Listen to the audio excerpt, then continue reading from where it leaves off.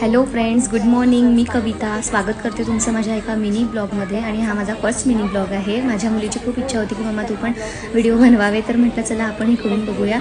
तर आज आहे होळी. तर होळी म्हटलं म्हणजे पुरणपोळी तर सगळेच करतातच.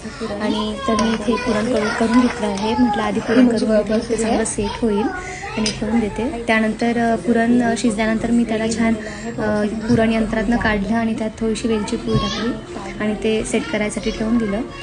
म्हटलं ते सेट झाल्यावर मग छान पोळ्या येतील. तोपर्यंत साईड बाय साईड मी इथे कढी केली आणि कटाची आमटी केलेली होती.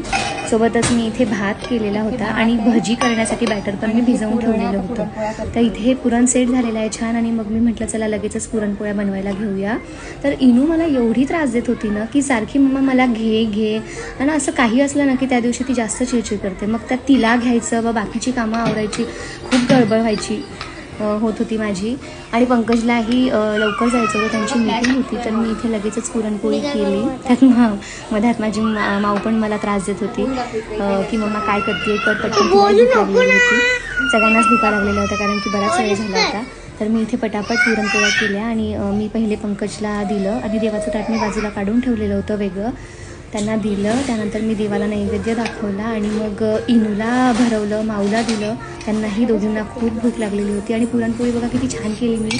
लग्नाआधी मला एवढी फारशी पुरणपोळी आवडत नव्हती, पण तेव्हाही मला जमायच्या. कारण आता मला प्रचंड प्रमाणात पुरणपोळी आवडते, त्यामुळे मी प्रत्येक सणाला मोस्टली करतेच गोळमध्ये पुरणपोळी.